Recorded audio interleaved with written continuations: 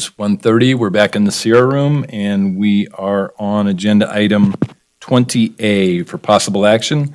Discussion and possible action on the proposed Carson City Capital Improvement Program for fiscal years 2021 through 2025 and recommended supplemental request for the fiscal year 2021 operating budget. Sherry.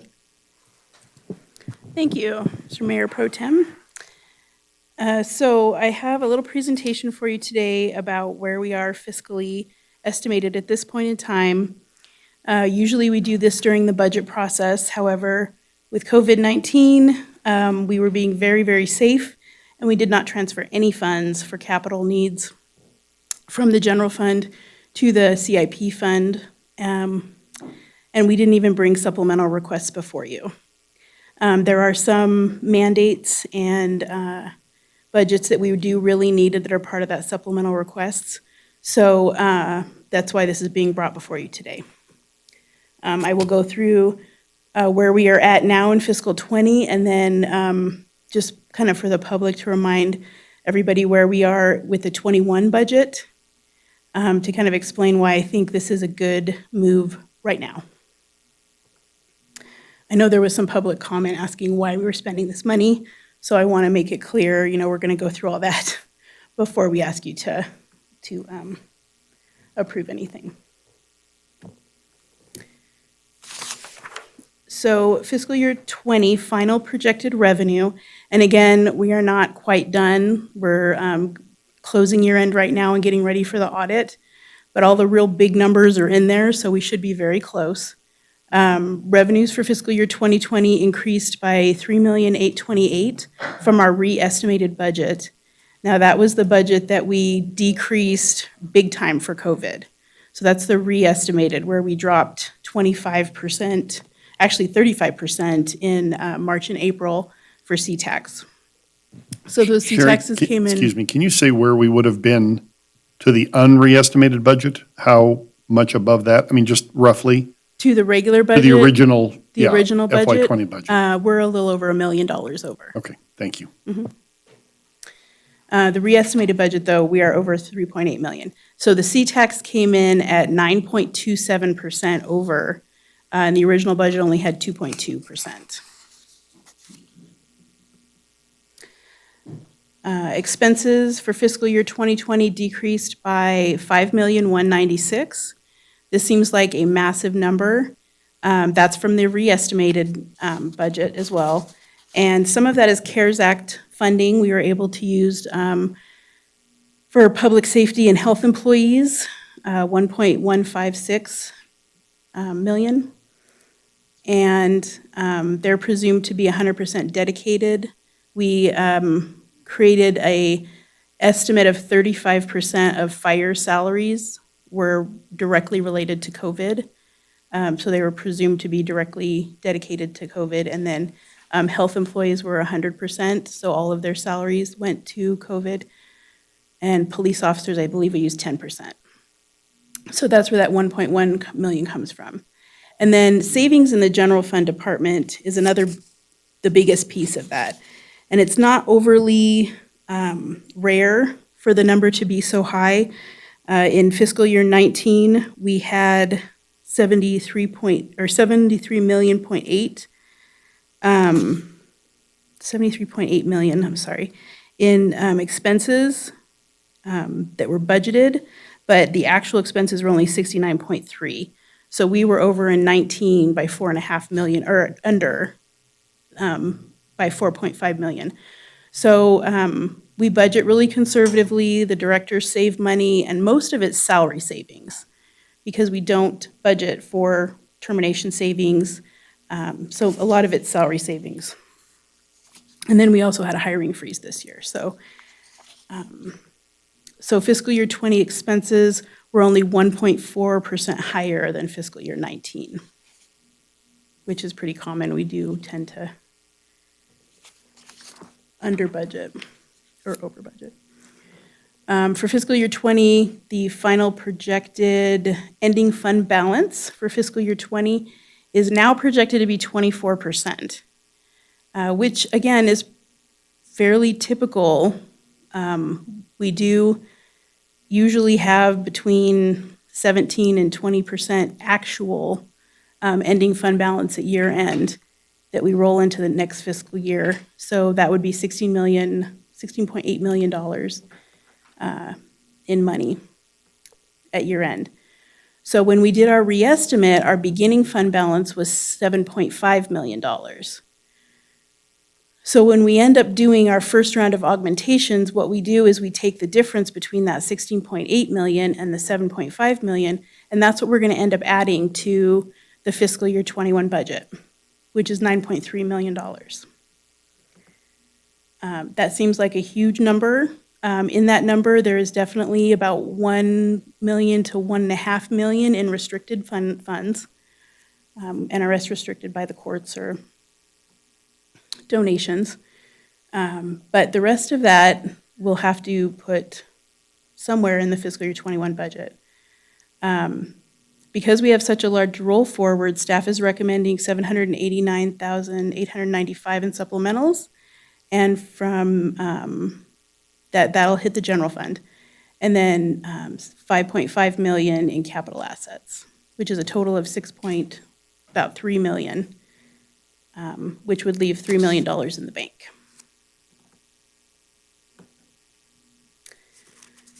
So in fiscal year 21, we budgeted about flat for C-Tax, and because from fiscal year 20 reestimate. And so because we had 9.2% increase in C-Tax, we actually next year are looking at a 14.5% decrease from fiscal year 20. I couldn't have done this if I tried, but it actually coincides with the worst year of the Great Recession. The worst year of the Great Recession, our C-Tax did decrease by 14.5%. So I think we're very, very conservative in our C-Tax estimate for fiscal year 21. We also budgeted a $2.3 million contingency because we were all expecting a downturn to happen. And that contingency is usually around $500,000 for unexpected expenses. Also, none of the CARES dollars that we're going to use for the health and public safety employees are budgeted in 21. So that will reduce expenses as well. Now, with the requested capital and supplementals that I've included, and letting the rest of the $3 million fall to fund balance, if that's what's decided, we're projecting a 10.4% ending fund balance, which is very healthy. Here's the spreadsheet I usually do for the 5-year projection. And I'm sorry if it's kind of small, but this shows our 24% ending fund balance as of fiscal 20, and then the 10.4 projected in 21. And then each of the outer years, I've just added to capital to make it about 8.3% to show what capital we could have in future years. And keep in mind that for the 5-year projection, that the C-Tax is only increasing 3% from our reestimate. So it's 14.5% lower than what we received in 20, and that's what's increasing 3%. So again, C-Tax is very conservative, the revenue in this projection.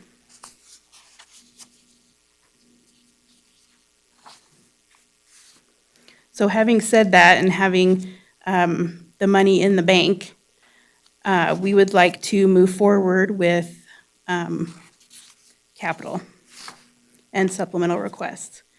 I'll go through capital first, just because I have this nice little spreadsheet here to show you in my slide.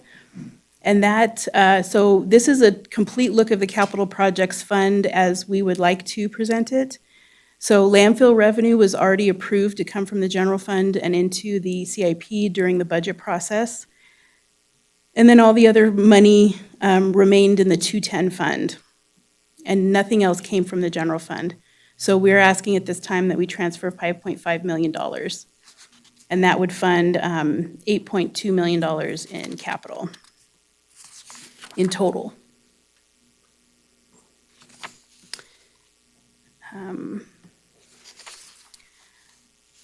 So This is a list of all the fleet vehicles. We only brought one to you before. It was a $75,000 backhoe for parks. And we actually took away all of these vehicles because we just didn't have the funding. So as you all know, the longer we wait to replace a vehicle, the more expensive it gets to repair.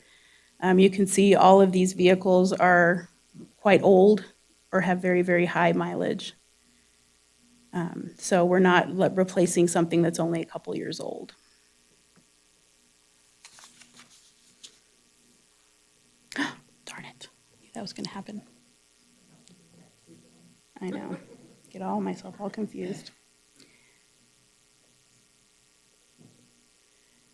So let me pull up the CIP list for you.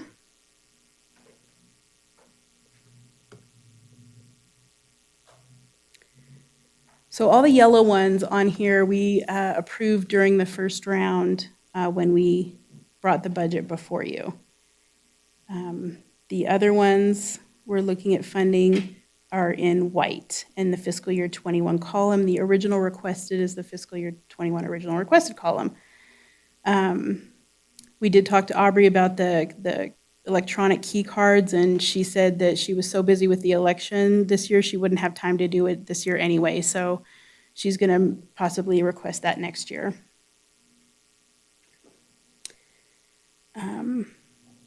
And I guess, should I go through some of these, or do you guys just want to ask questions if you have them? Why don't we open it up for questions and then go from there? Okay.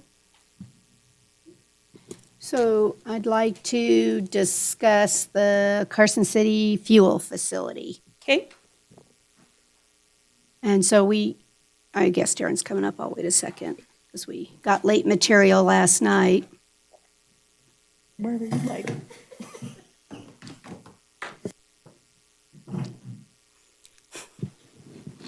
Hi, Take Darren it Schultz with, for the record. okay, I might take with one hand and give with another, but anyway. So that's on page 221 in our packet. Yeah, 221. So we're looking on the screen, we can see it's line 40, 41, and 42. Because obviously there's different, looks like you're using different funds to help pay for the fuel. But what I want to do is just look at the project as a whole, Darren, and the cost-benefit analysis when I read through the documentation that you provided last night. Quick math, because it was late last night I was doing it, but gives me really about a 23, 25-year rate of return on that.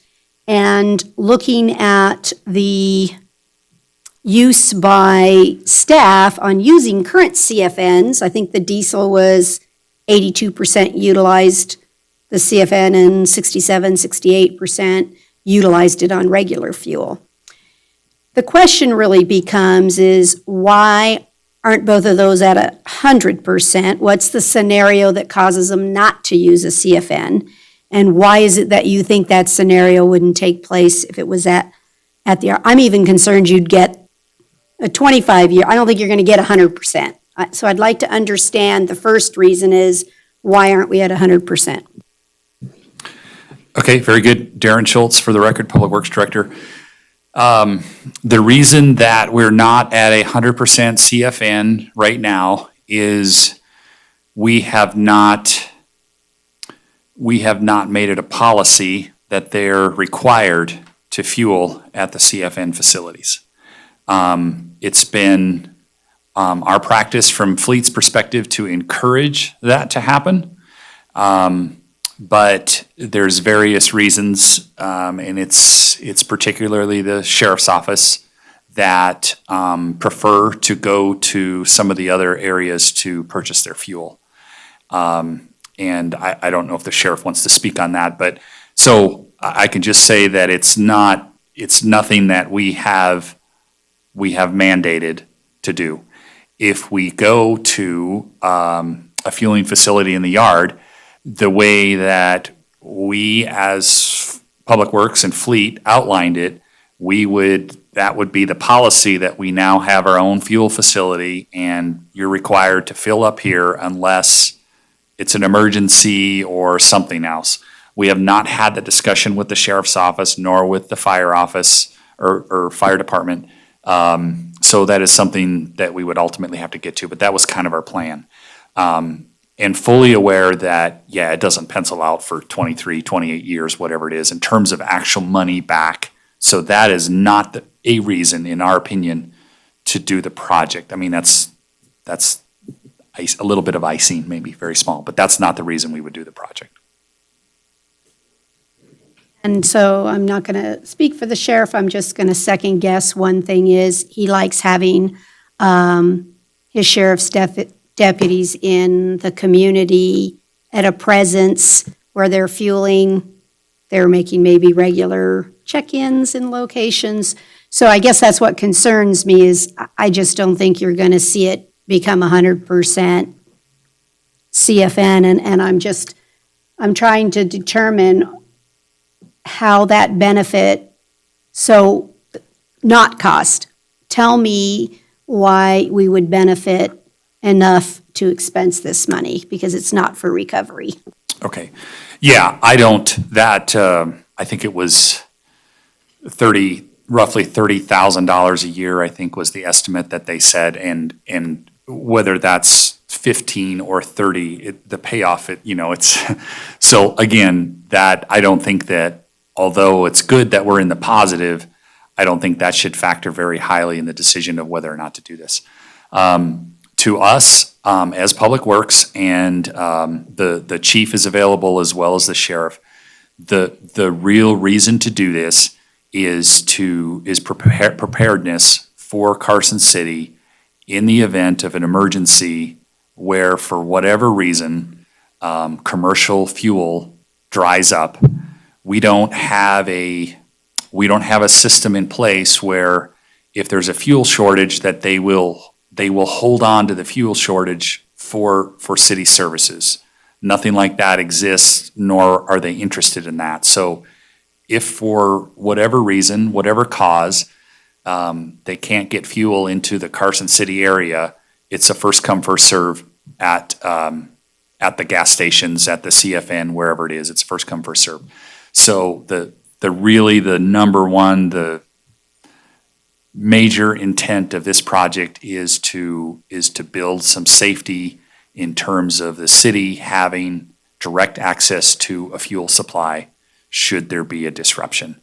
In terms of what that disruption could look like, I don't know for sure. I'll tell you specifically why we're talking about it now. I brought this project forward a number of years ago, and we had similar discussions, and you said, hey, not now, but maybe bring it back in the future, and I'm good with all of that. The reason that we stirred it back up this time around was just because of some of the fires in California last year, not this current year, but a year ago, a little later in the year. They shut down the fuel line that runs from California over to Reno, and it was down for a number of days for safety precautions. There was enough supply in Reno on hand to where it did not impact anybody's operation. Many people didn't even know it happened, so that's what we like. But it kind of got us all talking again about this idea of that line, natural disasters, of trying to have a backup system here for the city in terms of being able to react and have fuel. So that's why we're here. That is, to me, that's what this decision should be based off of. Whether or not that's a real risk or threat, or we can get by without it, it's a difficult, but that's really what it's about. I have another question. We were at Regional Transportation Commission and learning that, something we didn't discuss earlier today, but the gas tax is actually the tax source that does have an actual reduction. And so Transportation District 3 is not going to be able to receive the normal budgeted amount of road work, because we have 5 districts and we rotate through them. And so Transportation District 3 is going to get shorted approximately $400,000. And during our discussion at RTC, did you have a project that we should have been doing in Transportation District 3? If you could discuss that. I'd Yes, we appreciate it. did. Yeah, due to the gas tax shortage, RTC as well as streets are, they're having to cut back on their budgets. If there was an additional approximately $400,000, which is the calculated loss for there, we in Public Works and Transportation, we looked at adding another project into the District 3 projects and looking at Center Drive south of Snyder. So it's not a real long segment, and then south of there, you kind of go into the tribal property. What's good about that project is the tribe is planning to do a project. They have funding for a project, and they've asked the city to manage it for them. And it's on Center Drive, the south part, so it would be nice if we could do the north part. And so in terms of District 3 and which project would rise up that we would probably do if we had an influx of money, that's the general area that we would be looking. And how far we could get would depend, but it's a pretty bad street, so. I just bring that forward for our consideration based on the dollars, and I would really like to, I just think it's great when we can coordinate with someone else and get a bigger stretch of road completed, and hopefully it's only a one-year impact of the loss of the gas tax, and that it'll come back up. I'm not sure on this morning's presentation whether I thought it meant we were going to bounce back up in gas tax or not, but I definitely don't want to lose ground. I know this is for you, John. So anyway, I'd like us to consider moving 400,000 to Transportation District 3 in our discussion here, and then whether or not we want to do the fuel facility, it's still not really high. I'd like to have maybe some others know on emergency powers and directives and things like that, whether or not fuel facilities could be ordered to, not sell for 4 hours or something to the public so that the emergency vehicles could be fueled. It's a lot of money for us to spend if I don't see the actual benefit. So it's just a discussion. Thank you. Stacy? Is the generator that's described in the study included in the 750, or is that extra? That's included. So that's in the 750? I'm pretty sure. No, the I'm generator sorry. and the lights on the canopy were not included. No, it's Sorry about not. I that. knew the lights weren't, the generator it wasn't. It's not. I didn't see it in there. It said excluded. Okay. Well, I didn't know if it was included in this, not in the study. I didn't know if it was included in the money up here. This was in the study, and this is only 750, so. That's why I was asking if it was, Anyway, we used to have an the agreement we had with our fueling system used to include that we would get priority usage and they would close it at the request of us or at the declaration of a natural disaster. And the fueling station at Bath and Carson was the one that we would have access to. So you're saying the current agreement that we have with CFN or its successor does not include similar language? That's correct. Did we just let that fall out, that language? Are we doing a joinder with the state? I don't recall. Yeah, I don't recall either when that went away, Supervisor Giomi, but, so I can't answer to why it fell off, but it's not, we no longer have that right. I mean, I understand why you want it, but it just seems like a lot of money to me when we have a lot of other needs. Under municipal code, we do, I don't know the citing, but I could find it. It says something like, in a disaster, the mayor has the ability to order control of the stores. That's the word it uses. And we had this discussion in the past when I was the emergency manager with the district attorney's office, that did give the city the right to essentially take control of a gas station and use it for public good. So while I'm supportive of us spending money on infrastructure, and I can understand the emergency component of this, I think we should find other tools. I think for a lot less than $750, we can take care of our emergency needs. And I'm not trying to micromanage you, it just is a lot of money. And, you know this, we used to have fueling facilities. We had them everywhere. We had them at each of our fire stations, we had them at Public Works, and we got rid of them. So it almost feels like we're going backwards. Anyway. Darren, would it be possible to reach out to CFN and see if they would be agreeable to adding that language back into either the current contract or a future contract? It absolutely would. It's my understanding that we did that for 3 or 4 years ago, whenever I was here the last time, and we did that, and that wasn't something that they would honor, but it's time to do it again, and we will. Do we have a separate CFN agreement, or are we on a joinder We're on a joinder. with the state?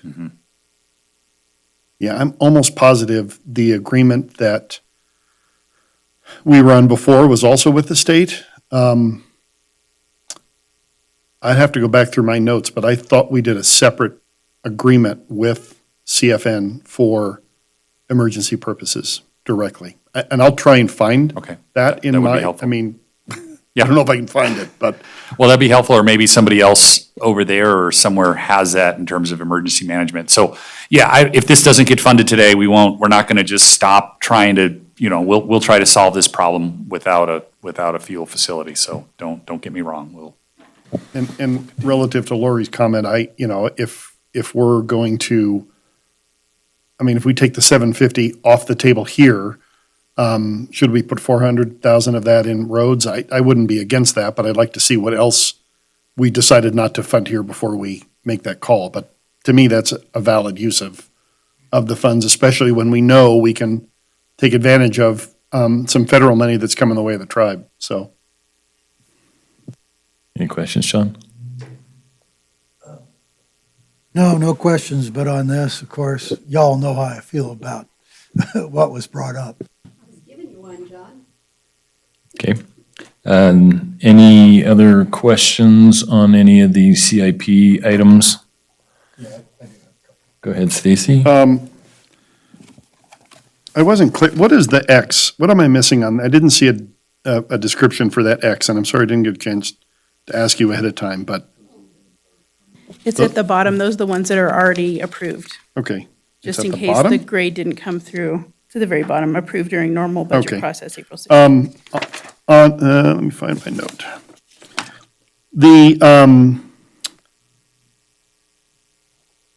Under IT, the phone system upgrade, I thought we funded that out of FY '20 funds. I thought that was one of the items that came back. No, that came for the fiscal '21 budget process. So when he came to us and did the agreement that we just did, that was FY '21 money? Yes. Okay. Yeah, that was one of the ones that was already approved. And the same with the landfill entrance then, right? Yes. All the landfill projects were approved. So those two prior. have been approved anyway. But Yeah, it it's was just the in, ones that are not gray. right, okay. We're talking about today. And all the ones in the 210 fund, so it's just general fund transferring. The rest of the funds were taken care of. Okay, thank you. And I think, Stacy, to answer yours, the clerk indicated the one she had asked for funding, she wasn't going to get to anyway this year. So that was one that we did not fund in this Right. proposal. Well, yeah, and it's not And, listed under FY '21 to be funded anyway. oh, I thought you were asking for those items that didn't get approval in comparison to Well, I the road was, yeah, no, thought. I was, yeah. Okay, I was going to say, and I think she said she didn't want it this year because she couldn't accomplish it anyway. And the other was the stump grinder. Did we end up We're gonna getting try to that from SNPLA It's supposedly going to be written into the next grant. into the right? grant? Yeah. Right. So that then leaves us, I think, nope, there's a Pony Express Air Park runway repair. That's not getting funded. Additional, oh, and they offered $5,000. That's out at the, near the V&T Yeah. Depot. And I want to say Jen found other funding for that. Is Jen on somewhere? Hi, Jennifer Budge, Parks and Recreation Director. No, we don't have additional funding for that. We have $5,000 from the local group, but it hasn't been funded by another source. And that's the one, right, where they can't fly the airplanes or anything anymore because the cracks are so big that they can't get the, is that the right one I'm remembering? Yes, Okay. you're correct. Okay. Yeah. That's under the quality of life about it has additional revenue as an insert. So that's, and that one, we have a $5,000 donation from the club out there, right? Correct. Correct. So I guess those are, to me, the only discussion points. But I think that one's gonna come in a grant, so we'll have taken care of that one, or we should wait anyway to see if we get the grant before we put the money up. So the question is, should we do the road transfer project? And should we consider, because we have a group that's gonna pay $5,000, should we fix that parking lot or runway? They call it a runway, right? Or should we do that project? I guess that's what's, I'm impressed that Sitting we out. can demo the White House for $5,500. the what? What else? Didn't hear. We've actually already done, yeah. We already did that project at Silver Saddle. Okay. So that one's already funded.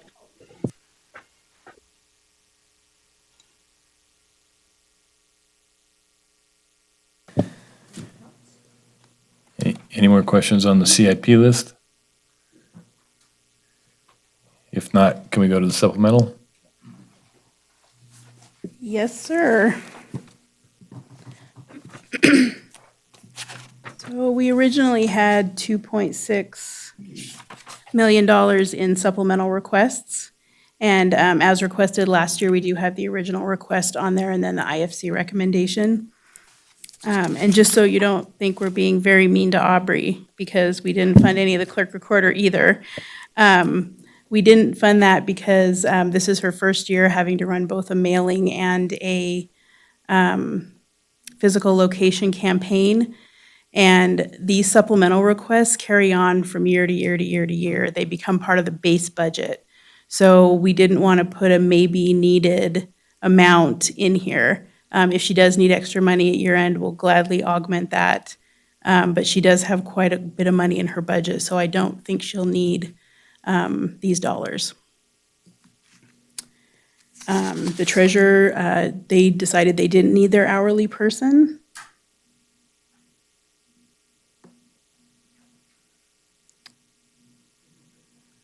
The district attorney requested one discovery clerk as a part-time position, and we thought that was a great idea because it'll free up some DA, deputy DA time. We all know that, the DA's office is a little backlogged, so we hope that this will help them. And then they have a little bit of office supplies. The information technology department asks for network switches. Apparently they have like 83 switches. I don't really understand switch. I'm a, accountant, not an IT person. But we did have some switches fail in August, and it took down our phone system and our entire computer system. We were pretty much dead in the water for several hours. So this is a one-time request to replace some switches. And apparently we're moving to a more reliable switch than the one that we had prior. So they're, of course, a little more costly. And then the other three positions that were asked for in information technology, we've just had a real big upheaval in our IT department. We have a new director, a new deputy, a couple of new faces as well. So we discussed having the dust settle before we add any new positions and just see where he is in 6 months. I mean, sad to say, we will be talking about the '22 budget in about 6 months. So once he lets the dust settle, then we can determine if he really needs another position or another couple positions. In the community development department, the property cleanup, we added 5,000 to the budget a couple years ago, and now he's spending a little more than that. Property cleanup, we do get funded back to us through property liens, but you never know when that property is going to sell or when we're going to get the reimbursement. So it does kind of need to be a budget line item because we never know when we're going to get the reimbursement. He did spend about 9,000 this year, so we decided to up it by 5,000. So he has a $10,000 budget. So are they on the line, code enforcement? No? Lee? Is Lee on the line?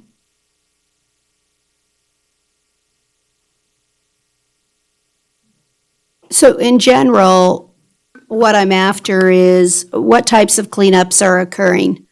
Because I think it goes a little bit with what we talked about this morning on the motels and how strict are we with the enforcement of things? Because I do get, a lot of complaints in the property cleanup arena. So I was interested in what have we spent the $9,900 on and just to have a little more on that. And maybe that can come back later as a discussion item, just so that we can have a clearer understanding of what we are enforcing and what we are not enforcing in the Okay. property cleanup. Thank you. My understanding is it's all related to code enforcement. So if the property owner doesn't meet the requirements of code enforcement over a number of, citations and time, that we'll go in and clean it up for them. I'm just interested in, is the cleanup removal of old cars? Is it weed abatement? Is it, so I don't I'm have more that. interested in what are we abating? It's all of the above, probably. This is Lee. Are you Oh, there he there? is. Okay. Oh, she Go ahead, texted. Lee. Sorry, I briefly lost. I touched something and lost video and audio and everything, so I'm back. I'm sorry. Can you repeat the question that you want answered regarding code enforcement and the expenditures? Certainly, thank you so much. What I'm looking for is what we spent the $10,000 on. I'm looking for the specifics of what is it that we cleaned up. It's property abatements. It's usually weeds and junk cleanup. That represents somewhere between 2 to 4 last year.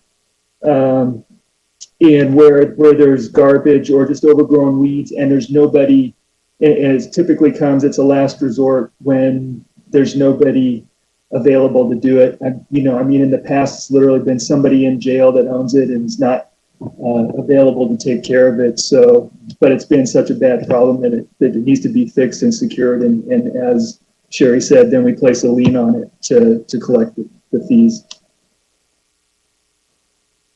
Okay, thank you. So only 2 to 4, I guess, are we saying then it's about $2,000 a property or something that we're spending for the abatement? Yes, depending on the size of it, it's a couple $1,000s is usually for a complete weed cleanup and garbage takeaway. It's something like that. It could be more if it's going back to other ones that have been an acre of collected junk chest high. That's been a much bigger one in the past. But yeah, typically it's in the $1,000 to $3,000 range per cleanup. Thank you.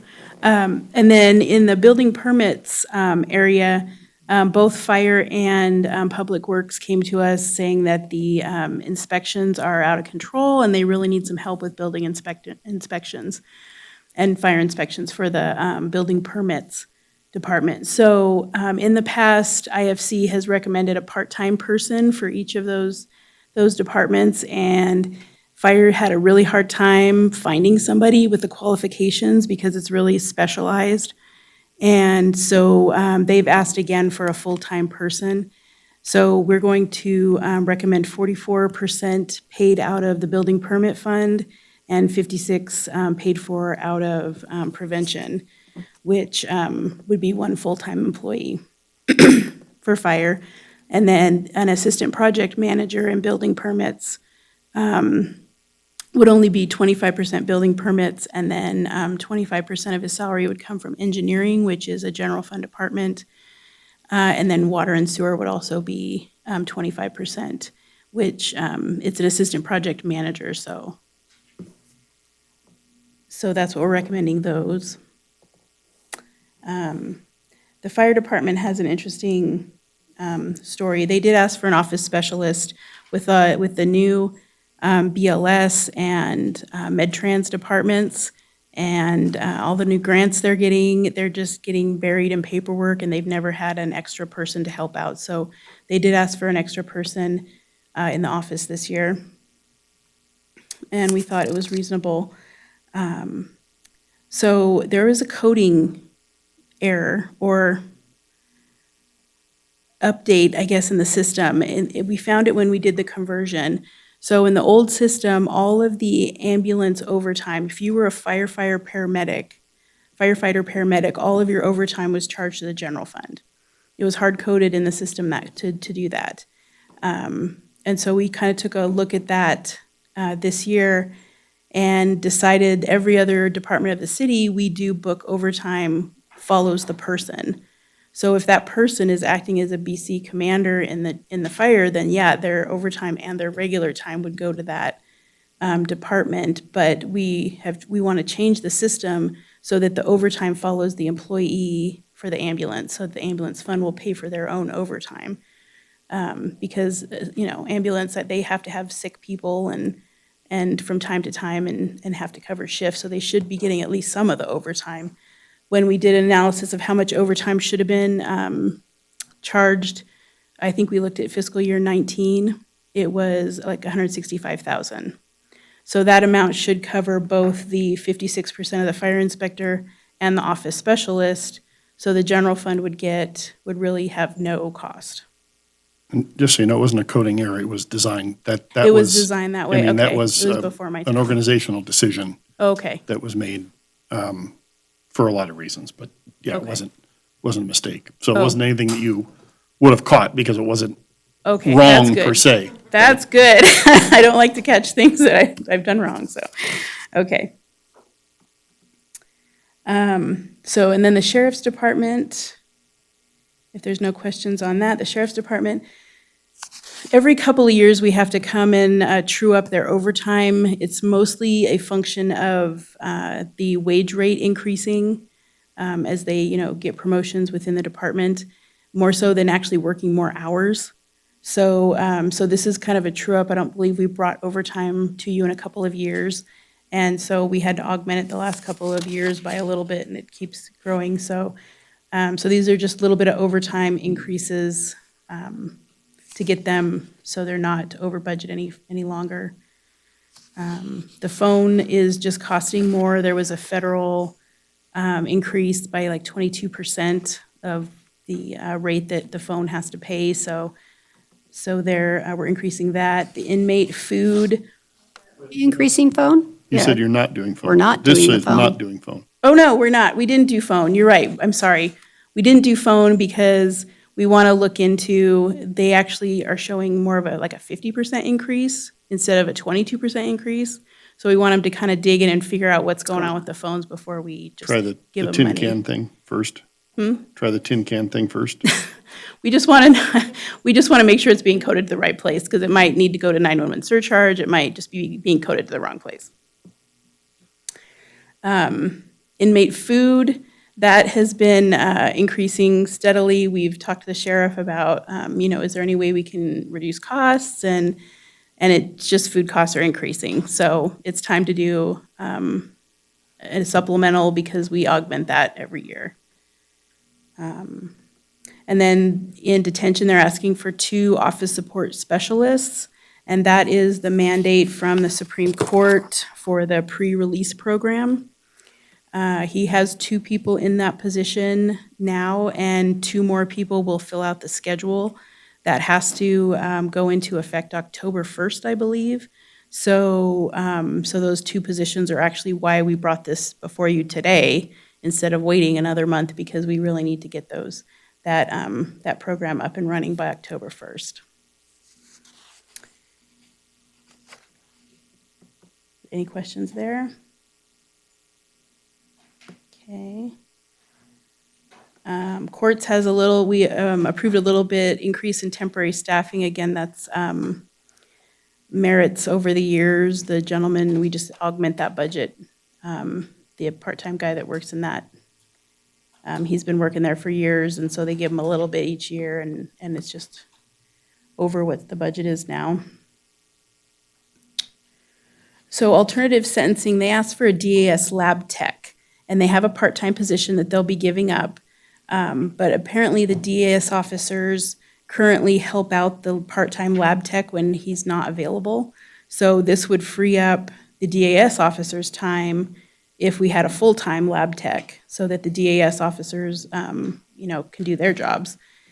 And then we did allow for a part-time DAS officer, bailiff, but we did not approve the full-time DS officer. We just want to see how adding that lab tech in will maybe solve the shortage of his employee problem.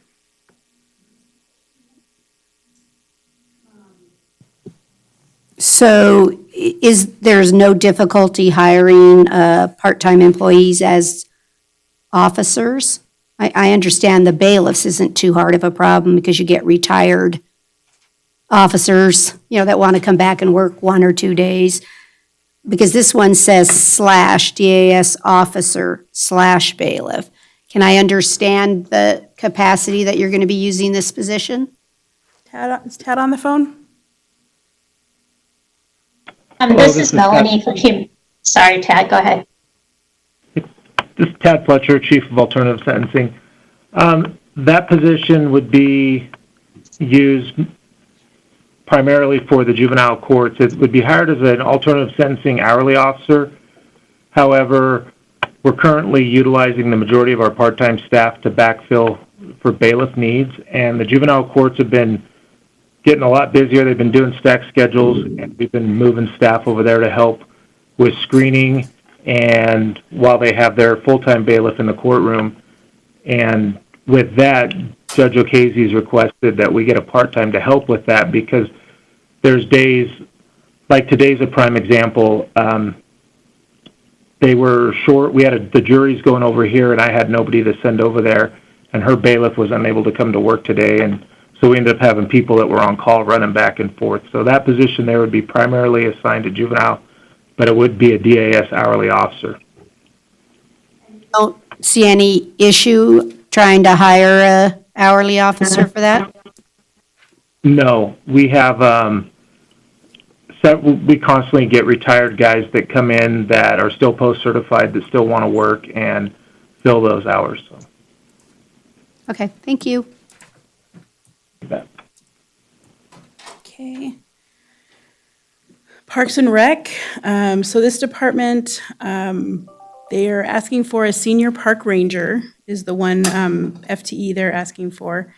And that will be split 29% from the general fund and 71% from quality of life open space. In the general fund, we would then get rid of the 2 AmeriCorps employees. There's 3, so they want to keep 1, but there would be 2 that would no longer be funded out of the general fund. And then 10% of the shop coordinator's time would also be moved to open space. And my understanding is the Open Space Commission is agreed to this as long as it's approved today. So the hourly seasonal minimum wage. So this is one of the only departments we have that we have quite a few minimum wage employees or just above minimum wage. And as you know, in the last legislature, minimum wage is going to increase by 75 cents each year until it reaches $12. So in 2021, the new minimum wage rate is $9 an hour. So what this does is it increases the employees who were at $9 an hour to $9.75, and then the supervisors, it keeps the the distance between the positions. Luckily, most of the employees are paid more than minimum wage, but this department is really seeing that effect. And then they also requested some merit increases for people who have been here longer than a year or two to try to encourage them to come back. So the most any Parks employee would be able to get as an increase would be $1.25 if they are, get that 75 cents and then the 50-cent increase on top of that. So we thought that was fairly reasonable. The total amount, it came to about $60,000 or $70,000 was the total amount of those increases. And unfortunately, we're going to see this for the next 3 years. There's a little increase in pool chemicals. Her vendor informed her of the increase, and since it's a known increase, we went ahead and added in the supplementals. The rifle range, when we initially did the budget, we added the one full-time position to the rifle range, but we did not add any services and supplies. We had every intention of bringing them before you during the budget to have them added, and unfortunately, none of the supplementals were added. So there's 2 part-time range safety officers, and then just some small uniform and printing, and just to fill out the budget of that department. Just to comment on the record, because it's something that we committed to do, was to put the dollars back into these supplies and stuff that we earned. Jennifer, can you let us know the revenue as a reminder to the public that so far we've received out there at the rifle range? Because again, I'd like to show we're honoring our commitment that we were going to use those dollars to keep the range usable and nice. And anyway, if you could let us know that, I'd appreciate it. I'd be happy to. Jennifer Budge, Parks and Recreation Director. Starting July 1st, we did implement the fee structure that the Board of Supervisors approved. We're averaging about $1,200 every weekend, $1,200, and we've sold over 230 passes, annual passes to the facility. So we are really reinvesting into that facility, and so there's a revenue offset, obviously, with this budget that's proposed. Just for the record, so the public Yeah. understood that this board is honoring its commitment. Yeah, with that was in those- my notes, but with the fees. I'm kind of not reading my notes verbatim, so I apologize. But yeah, the revenue is supposed to cover 50% of the operating costs, and it's looking like it might do that easily.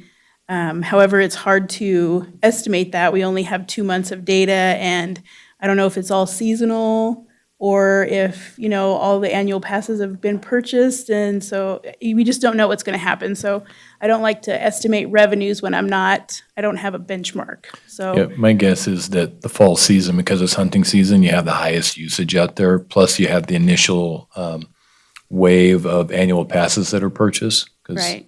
So I think that the numbers you're seeing now are probably on the high end and that it'll level off. Right. I mean, that's my guess too. I just don't like to make estimates. So I didn't put any revenue in the budget currently. But like we said, that we're expecting it to come in that way. And then the only other thing I wanted to mention on the parks is the niche expense. This is one time, and I'm going to read this one because there's a very nice, if you don't know what a niche is, it's a space that holds an urn with the cremated remains of the deceased. And we only had, when she wrote the information up, we only had 12 left for sale. So they may not have any now. So this is just to allow for more space for niches. And it would come out of the cemetery fund, and they actually have plenty of working capital to pay for this. The library, so just the library is getting more and more techy as we move forward, and so they have more software maintenance. We've been augmenting that for a couple years, so it's just time to go ahead and increase that budget. They want to replace 5 of their public access computers. They're just out of date. And then they want to offer some increases for their their hourlies as well. Public Works, last but not least. I won't really talk about it a whole lot more. We talked about the assistant project manager already. And there's a little bit of professional services that they're increasing, and that's basically for the property manager. Just as we go through the South Carson Street, there's going to be a lot more property sale activity, so they requested an increase in that budget. Facilities maintenance, last year, I don't know if you remember, they asked for 3 FTEs, and they wanted to convert 6 part-time employees. And last year we gave them 1, and so we're giving them 1 again. So, and we're taking away 2 part-time, so maybe next year we'll give them the 3rd one. Or we'll see if they find that balance that works for part-time versus full-time. And there is a position that they're changing. They want to create a building maintenance supervisor. Right now, it's a building maintenance senior. And he's more than just an experienced senior worker. He actually fills out the timesheets or approves the timesheets and fills out the schedule and does all the evaluations. So he really is a supervisor. So that's just a little hit to the budget, but he would be reclassed into that position if approved. And then they're asking for a little bit of custodial supplies. In the landfill, they're asking for 1 more landfill worker. As you know, landfill is doing great. Each year, the revenue increases by leaps and bounds. I always estimate way under what it comes in at. I'm always amazed. And so they haven't actually added any employees to that department. So this would be somebody that actually be working at the landfill, not the gate, to manage the debris. And that person, we are still not going to be open on Sundays, correct? I just want to put it on the record that we're not adding an employee Yeah, my to add understanding- additional landfill time. Yeah, no, my understanding is if you wanted to open on Sunday, it'd be 3 additional employees. Yeah. Thank you. The freeway landscape maintenance, it's $12,500 that would be added to operations, and it is because we're taking over some of the state of Nevada land to do landscape maintenance on, and the contract is increasing too, so it's kind of a function of both of those things. Street maintenance, just some little operating increases, nothing dramatic. Building repairs and maintenance in the stormwater fund. They've actually never charged any building repairs and maintenance to the stormwater fund. It never had any money to be able to do so. And so this is just going to even things out so that every enterprise fund and every department helps to pay for that main public works building. Darren, is this expense something that the Oversight Committee looked at in their analysis, so they're aware that this was coming up? Darren Schultz, Public Works Director, for the record. No, it was not. We, because of the timing of the way we presented this in COVID, it never made it through that, so it wasn't included in their budget oversight.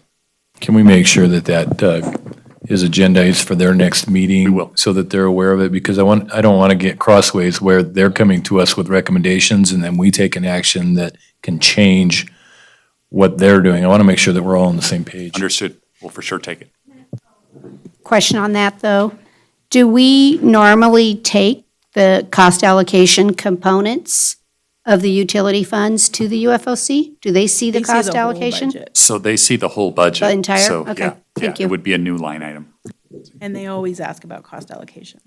Like it. I know. Okay, that's my question, because it's Yeah, that's a cost common question. allocation's a function. It's not really impacted by UFOs. It's a function. Right. Okay, thank you. So we'll probably have to do the same thing with sewer and water here, wastewater and water departments here, because they did ask for a laboratory supervisor instead of the chemist position. And my understanding on this is the chemist position just kind of checks the does the lab tests. Yeah, just does the lab tests, and he wants more of a supervisor who just takes care of the lab. So they'd get rid of the chemist and just have a laboratory supervisor instead.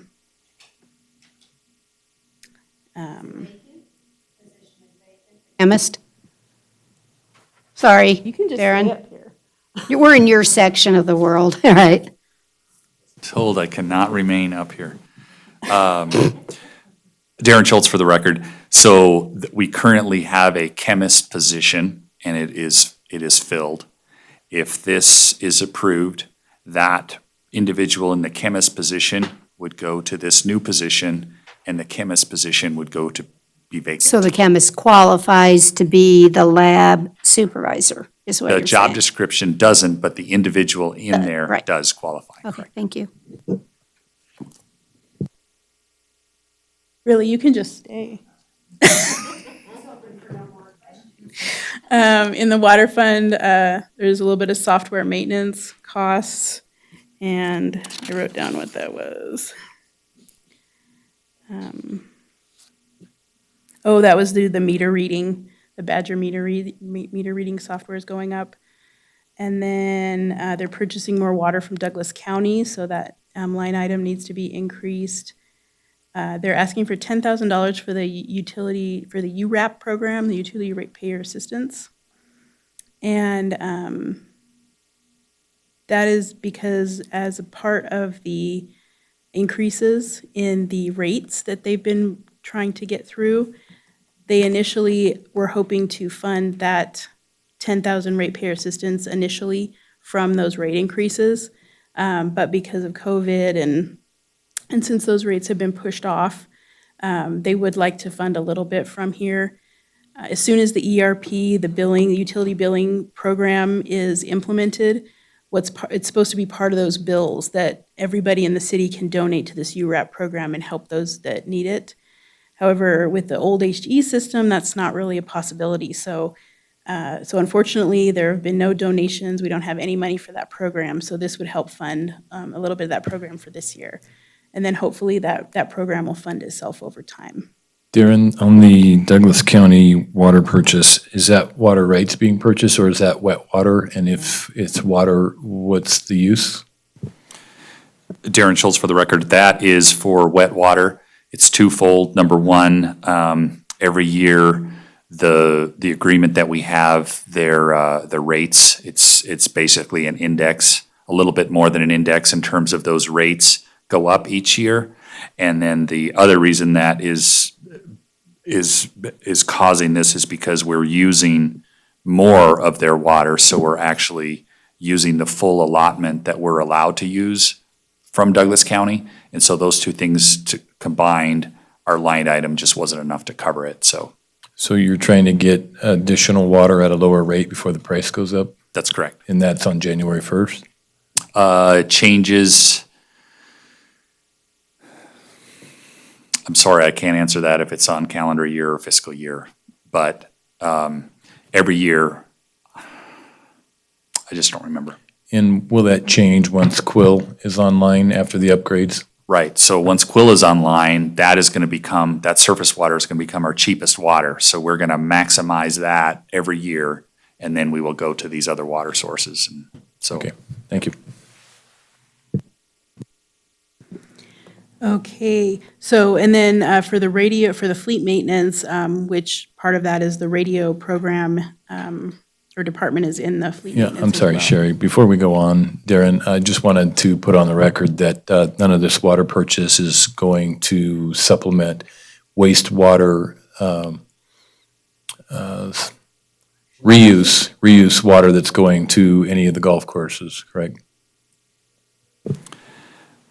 we're Because hoping not. that question's going to come up. We're hoping not. As you know, we're in about a 1 year-ish drought. So we're hoping for a good winter. It's all based on weather. If we can fill up Brunswick during the winter, we have plenty of water.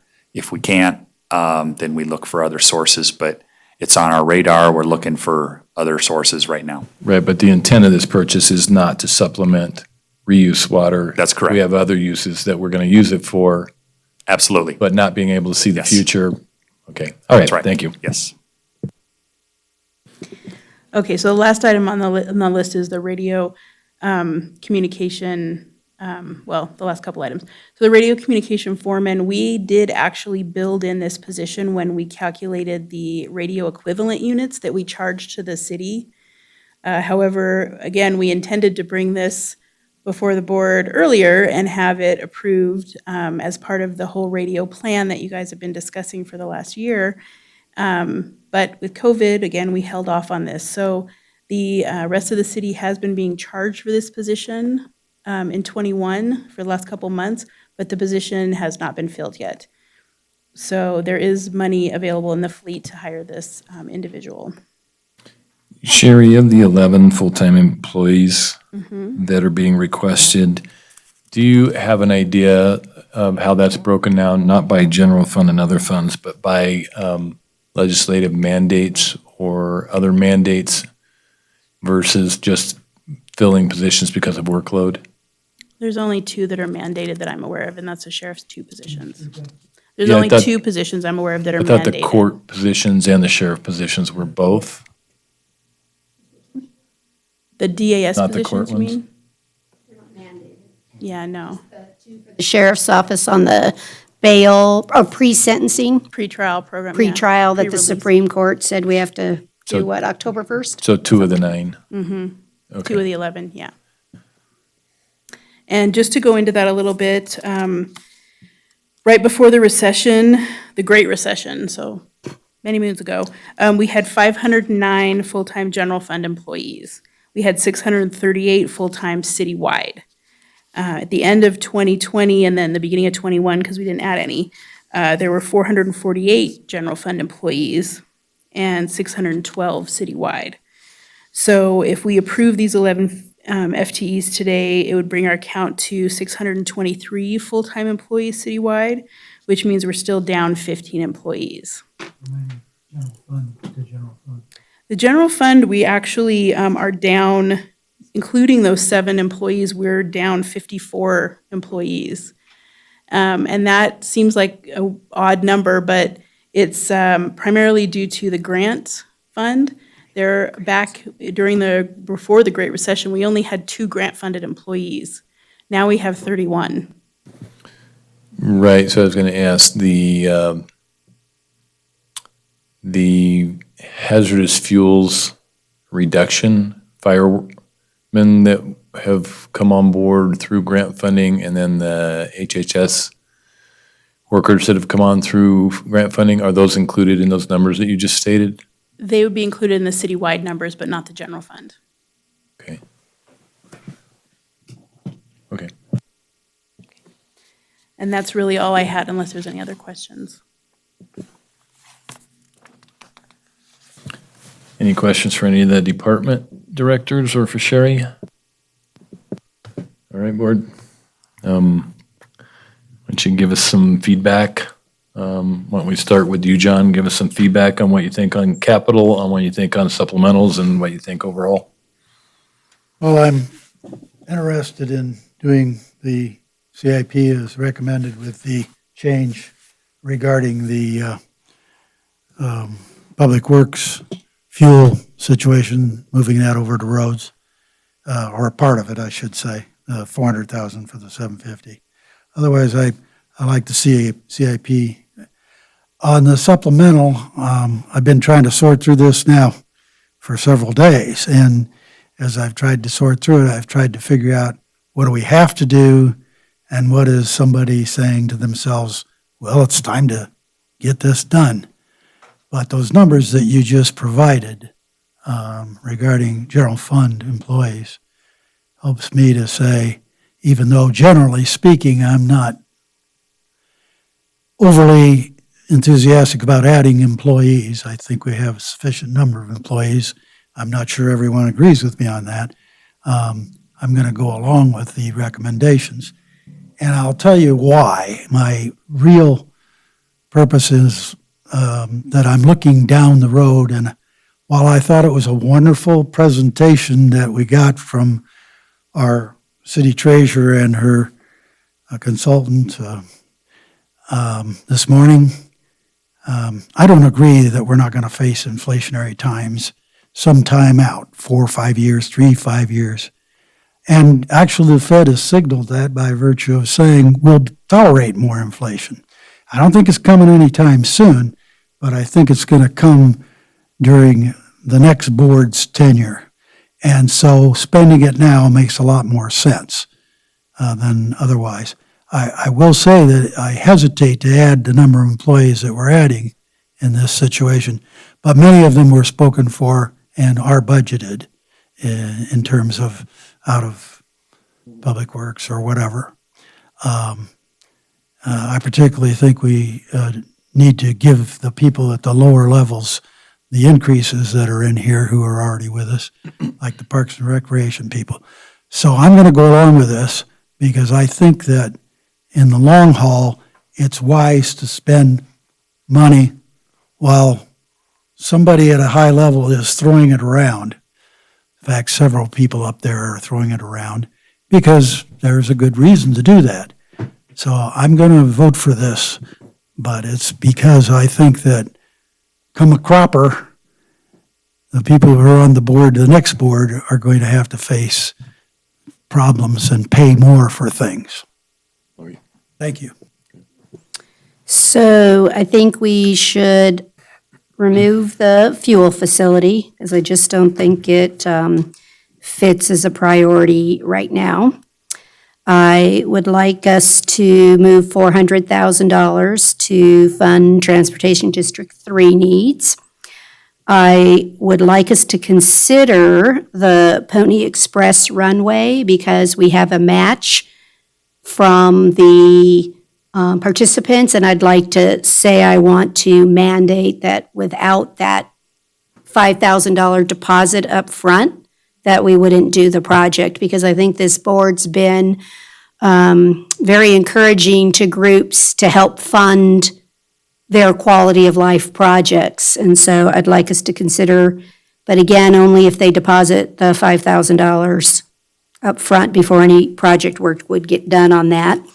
Then I'd like us, the difference of the $400,000 to the $550,000, we could consider adding into the asset management program that we're not funding on the fuel project that was in here. And then as a separate potential discussion out of the dollars that might be available during the budget augmentation process, I'd like to discuss adding, and again, meeting our needs of the asset management program, because if we don't start putting dollars in that fund, but I don't have the exact answers yet until you bring us an audit and augmentation, but I just put that on the record so that, yeah, we call it our asset management, yeah. I'm sorry. I just want to clarify, we want to move that to the Extraordinary Maintenance Fund for our asset management program, just so it's on the record that that's the transfer you're referring to. But Okay. because that would give us, what, 150,000 in this program. And then we could consider more when we have the final The final audit numbers. numbers and balance forwards, and we can discuss that during augmentation process. Okay, that sounds good. On break fix, don't we normally have more in break fix than that number? Yes. So initially, when I brought it before the board, I was a little stressed out because there was only Right. 217,000 that I put in break fix. However, you can see on the schedule here, I did add 177,000, so we're Don't we close usually to have- 400,000, Don't we which usually have is, 500,000? no. No, Okay. it's usually 300,000 to 400,000. Okay. So this I'm comfortable with. So it's, okay. That, before I agreed to where we put some to extraordinary maintenance, I would have been willing to kick a little more to break fix if we need to. I know we can always get it there if we have to, but, And I expect there'll be some rolling forward from Right, 20 and maybe into some of that 21 can go too. into Yeah, there, to yeah. break fix, yeah. I am in agreement with Lori on the fueling station. I would just reserve out or give direction of by my calculations, if we put 400,000 to District 3, 33.5 to the runway, that leaves 267.5. I would be willing to leave some of that 267.5 available instead of putting it all to extraordinary maintenance if Public Works needed it for some component of coming up with some emergency fuel, whether they had to purchase a, small generator to move it to a site or something like that. I don't know what it would be, but I see the need for that emergency component, and I don't know that you know yet what you're going to need if you come up with something. But I could see there might be a need.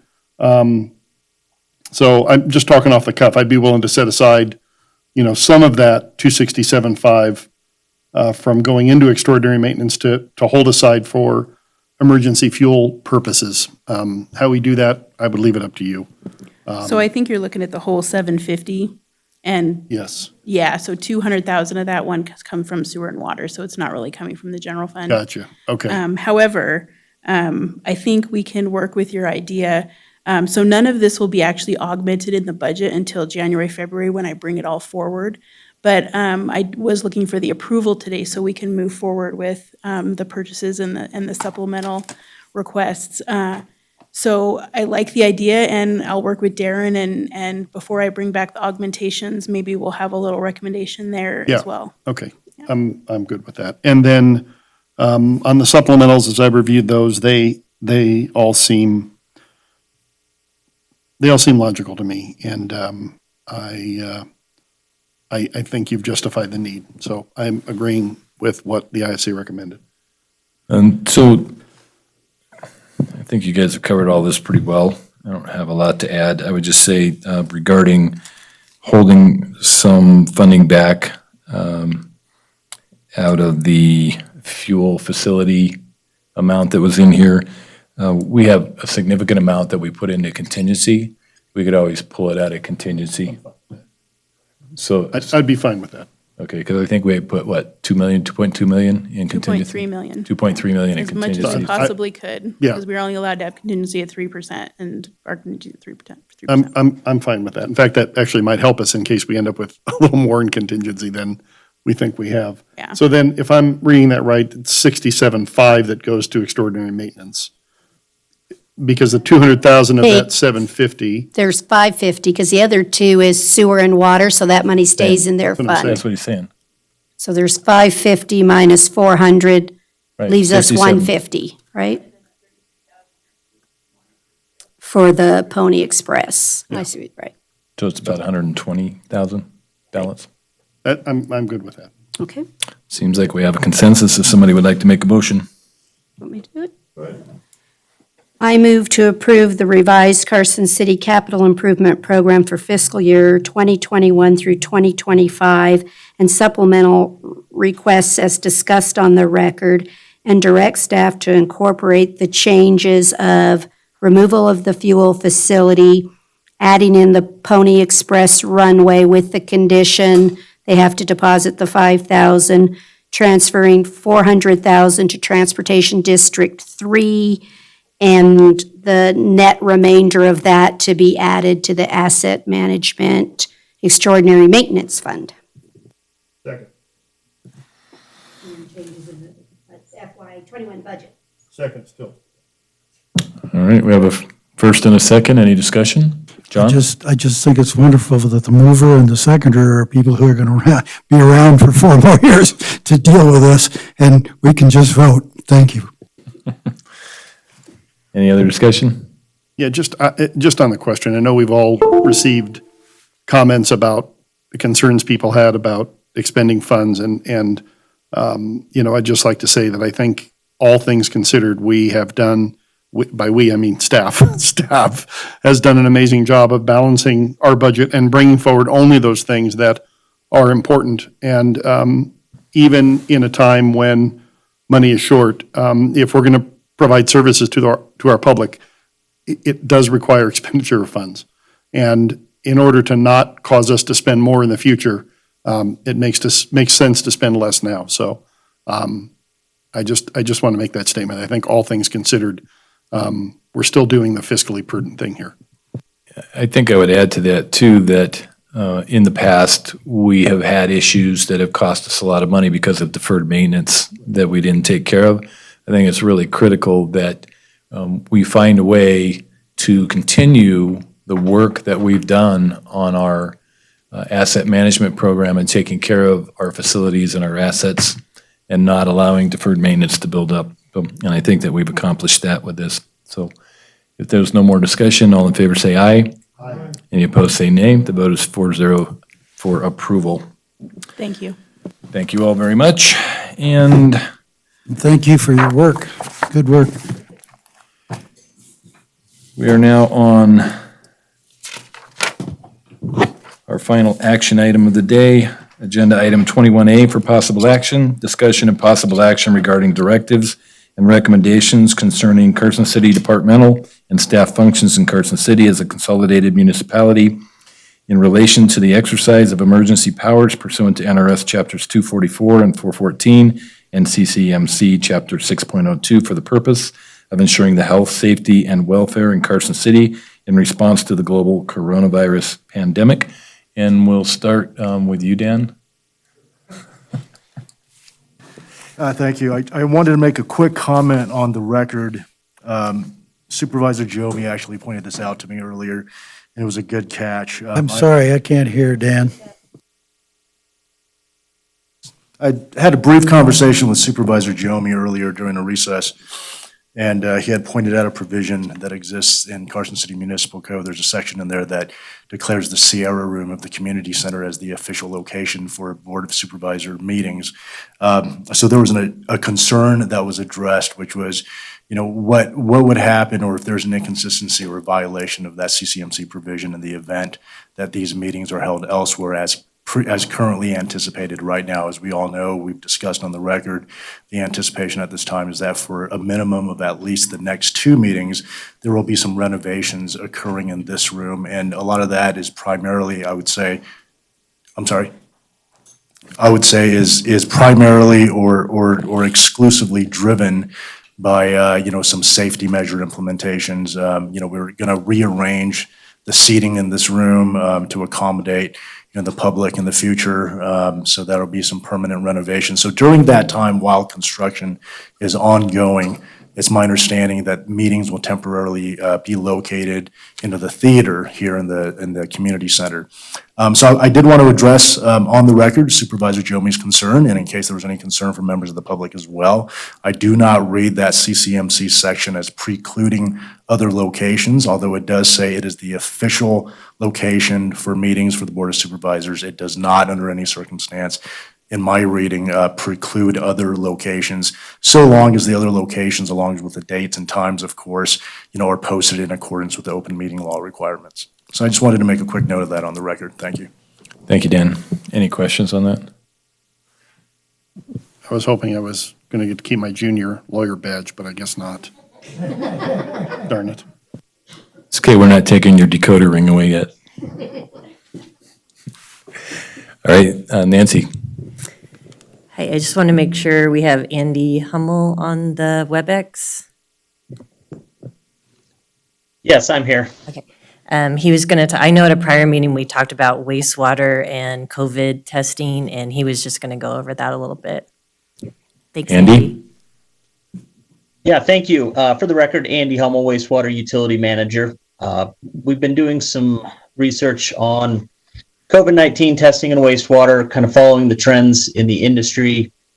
And, a lot of plants are starting to do this. It's not something that, we do a sample and pick up a certain amount in it and can directly correlate that to, we have 15 cases in the community. There's a lot of stuff that goes behind, how long that virus lasts in the waste stream once somebody has shed it. It's basically, temperature of the wastewater stream, how far away from the plant it is, the travel time, things like that. So, but you can kind of follow that trend of, if it's out in the community, you will see it in the wastewater stream.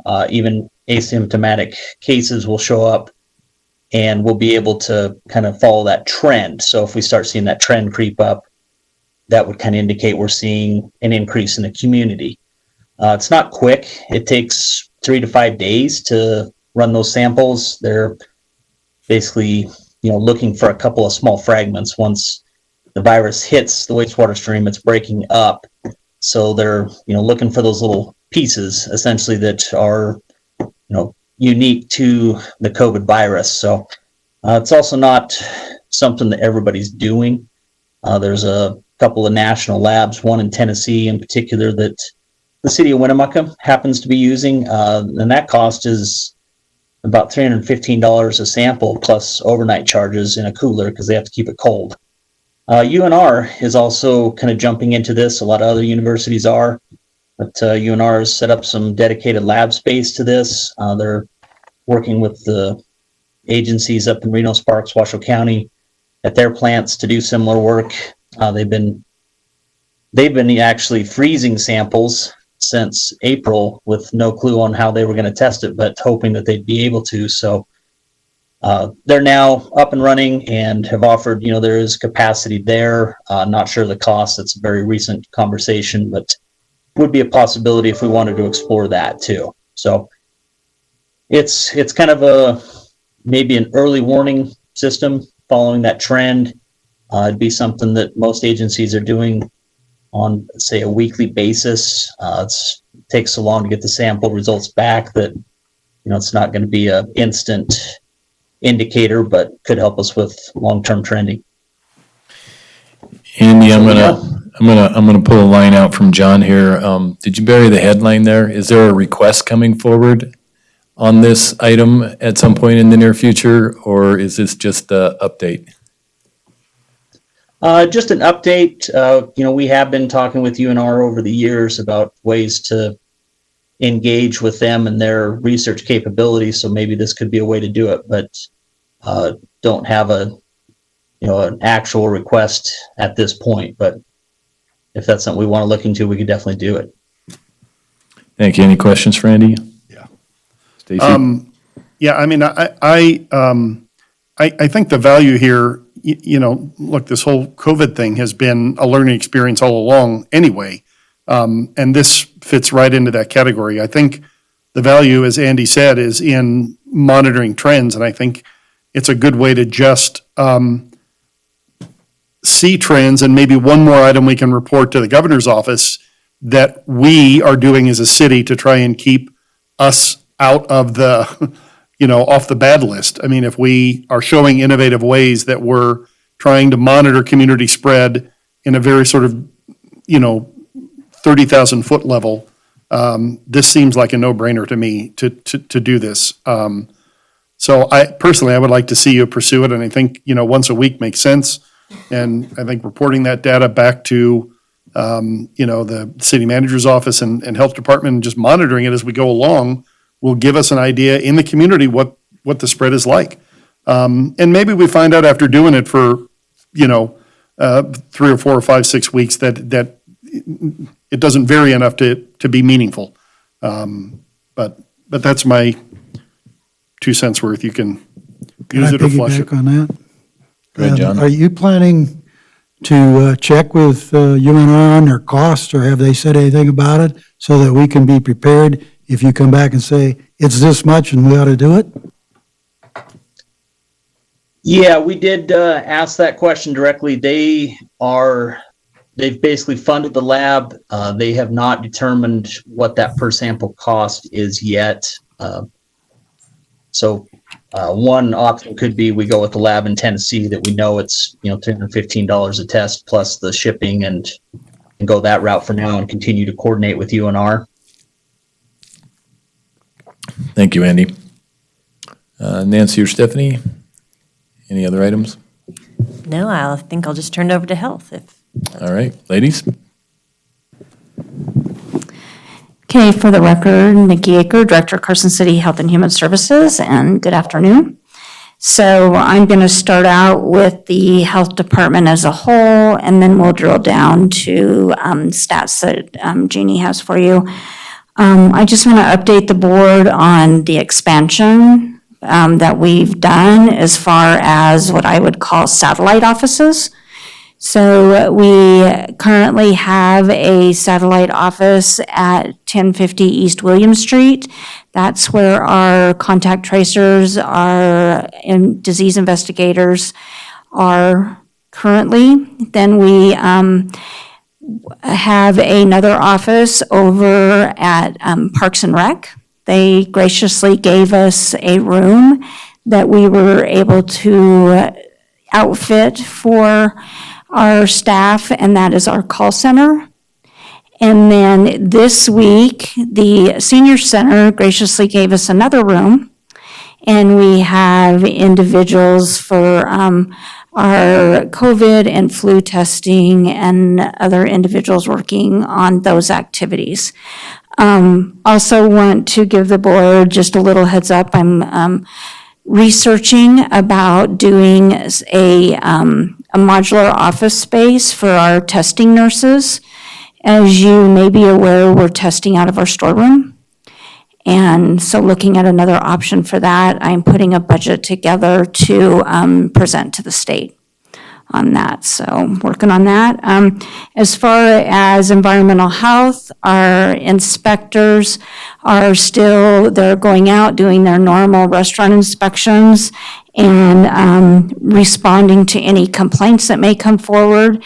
From the notes that I saw in the last 2 weeks, there's been no complaints that come forward for Carson City. Also, as far as Human Services is helping out with individuals that may be quarantined or isolated that need some additional services. And there were 3 requests in the last 2 weeks, and 2 of those requests ended up being taken care of by family or friends. So with that, that's what's happening about COVID outside of the direct response through PHP, if anybody has any questions for me. I don't see any. Jeannie?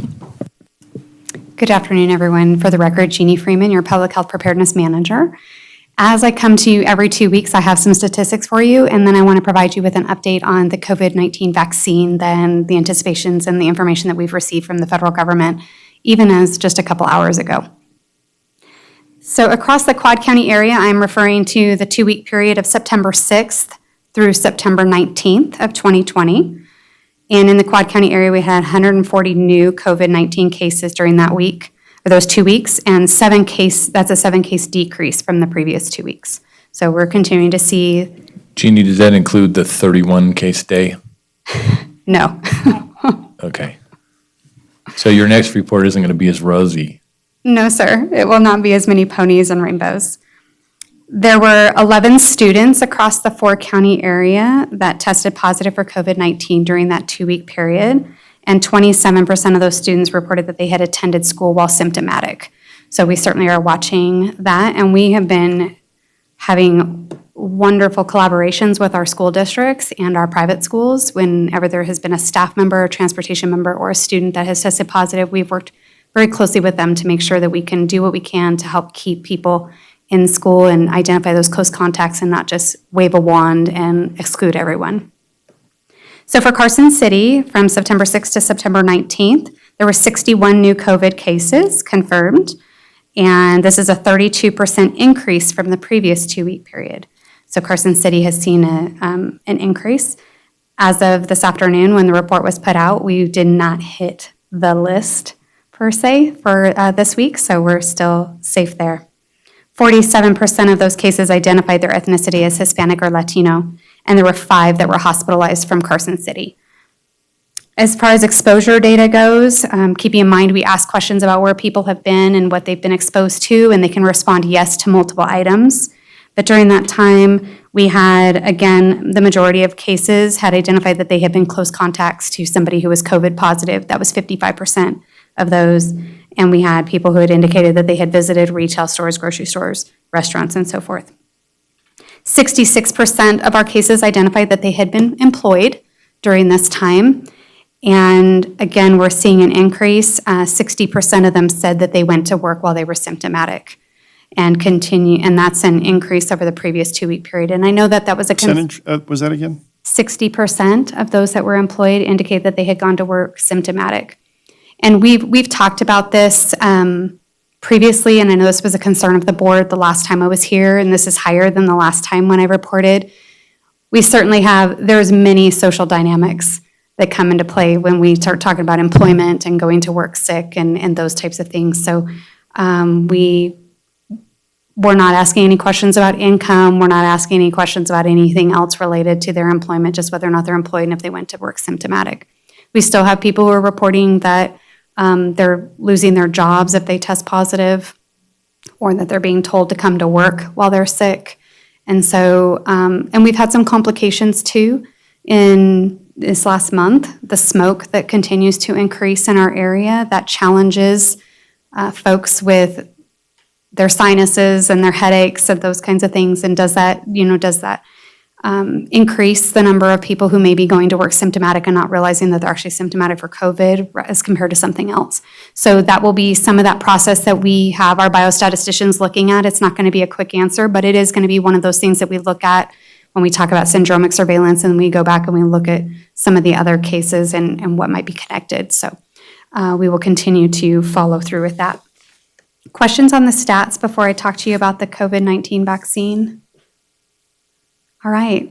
So we've been notified that the Centers for Disease Control and Prevention have released their COVID-19 vaccine playbook, per se, and how they're going to be wanting the vaccine to be released out into the public when it is available. It will be a tiered response, so it will be going to certain professions and providers and stuff in the beginning, and then it'll eventually become available to the public as a whole. We have been notified that a large portion of vaccination efforts is being geared towards pharmacies, and pharmacies being available to do mass events. And so we'll be talking with these entities and collaborating and doing that type of thing. Again, it's going to be one of those items where we're not concerned about where you get it, but if you're wanting it, then get it, and there will be options for you when it comes to that. It is a series vaccine. It will be a minimum of a 2-shot vaccine, and it has a certain number of days in between the first shot and the second shot. There are 6 different vaccines that are currently under development, and so they're generally anywhere from 0 to 28, about 28 days between the 2 shots in order for you to get that. It cannot be co-administered with any other vaccines. So it cannot be given at the same time you get a flu shot. It can't be given at the same time you get your pertussis, diphtheria, tetanus shot. But we are unsure how much time has to be between another vaccine and the COVID vaccine. So we're waiting for the federal organization to give us the guidance as to how long you have to wait between different vaccines in order to be able to be eligible for the COVID vaccine. The COVID vaccine cannot be given to somebody who has symptoms of COVID or is currently positive for COVID. They have to wait until they've been released from isolation or quarantine in order to be able to receive that vaccine. So we continue to watch this, and I think I'm averaging about 5 calls a week right now with the state and with the feds about the COVID-19 vaccine and what this is going to look like. And again, we're going to offer it, but it's going to be one of those things that we continue to do like we do with our other vaccines. Jeannie, are you hearing because of that you're going to have to test for COVID before administering the vaccine? And has that come up in discussion? It has. Because otherwise, how are you going to? Right. So it has. And this was actually one of the things the CDC discouraged from doing flu vaccination events and doing COVID testing because somebody may be exposed to COVID. They could be positive for COVID. We are actually moving forward with doing our joint events, and we have many of them centered around the Quad counties. But we will do the screening just like we do anytime somebody is getting a flu vaccine. We will ask them questions, and we will ask them specific questions about COVID-19 symptoms. And if they are symptomatic or they have been a close contact of somebody who is COVID positive, and that's why they're there testing, we will not administer the vaccine.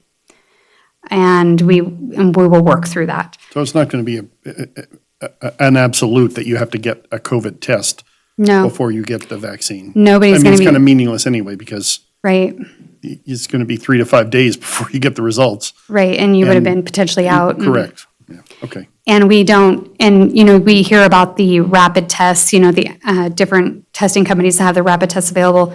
They're rapid in the sense that you're not waiting 2 to 3 days for your results, but they take, by the time you get the results and everything, they take a good 20 to 25 minutes to get. So it's not like you can have a lot of people going through and getting their flu vaccine. So that will be what the recommendation is from the Centers for Disease Control and Prevention and for private providers who are giving flu vaccine and stuff to their patients as well, is that they just need to be conscientious, ask questions about their exposure and their symptoms.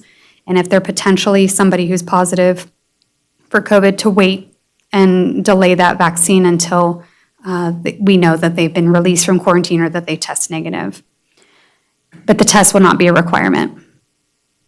So just to clarify or understand the recommendation, it's now time to get flu shots. Yes, ma'am. So we are recommending to get your flu shots because by the time the COVID vaccine potentially comes out for the general public, you'll be past your flu shot time, right? So I just Yes. want to make sure out on the record, you're saying go get your flu shots right away. Yes. So, because that takes, does it take like 10 days or something for the coverage of a, oh, I'm remembering that, 2 weeks? Yes. Okay.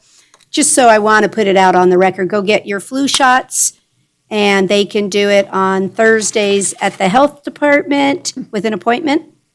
No, it's walk-in basis. Walk in on Thursday. So thank you for the segue. I really appreciate that, Supervisor Bagwell. Sure. So, yeah, absolutely. We are encouraging everybody to get their flu shot this year, like we do on a regular basis. This year, we're asking, people, if you haven't gotten it in a while, and, we ask you to consider getting it, because we don't want to surge our healthcare system any more than what's potentially already there with COVID and what that looks like. Flu vaccine, we start our events tomorrow in the public and doing it with our long-term care facilities and making them available. Anybody can find the different dates that we're going to be out in the public for anybody to get their flu shot on our website at gethealthycarson.org. And yes, you can come to the health department on Thursdays without an appointment and be able to get your flu shot. So we are ready for that. And we are collaborating with lots of different agencies around the region, including federally qualified health centers and hospitals and so forth, to make sure that we offer that. And we're partners with them. Jeannie, have you or Nikki heard anything about the potential severity of the flu season yet? I know I read an article that normally the northern hemisphere flu season is predicted off the southern hemisphere flu season and the severity of that. Australia, South America, and initially they thought, from what I read, the flu season in the north wasn't going to be that bad because it wasn't that bad in the south, but then started digging into it and realized that it wasn't bad in the south because people were isolating over the winter for COVID. So they really don't know what kind of flu season we're going to have, at least the article I read. So I'm wondering if that's kind of what you're hearing as well. It's really kind of a crapshoot, no pun intended to Andy, that, what we're going to have.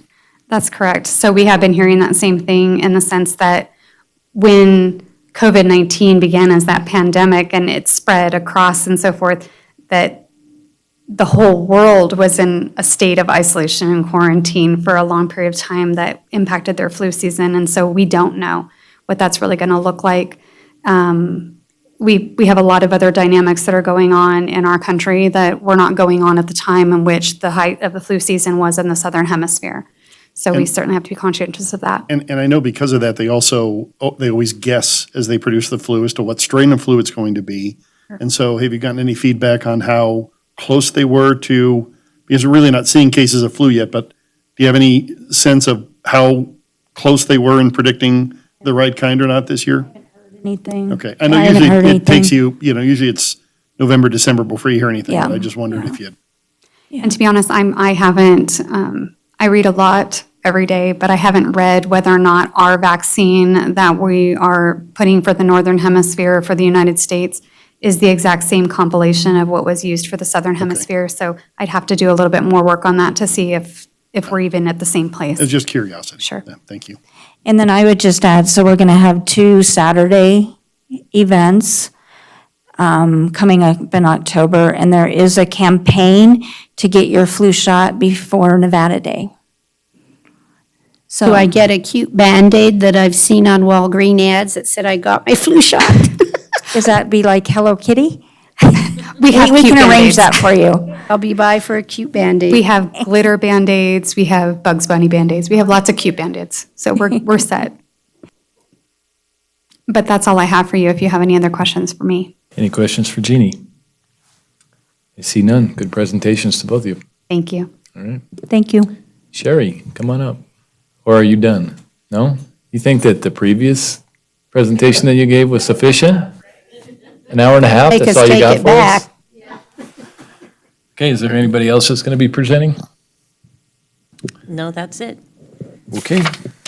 Then, The question, Nancy, for the businesses to get to the form to order, is that going to be up on the top of the page of the mass so they don't have to go looking for it? Or were we making a special page for the order form for the businesses to get their PPE?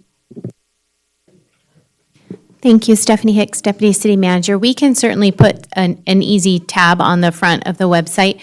Our goal is that we're going to, send it out via social media, but we're also going to email it out to the chamber, to CTA, to other organizations, so they can help us spread the link. But we can. The Manufacturing Association too, because they have a lot of. Yes, thank you. okay.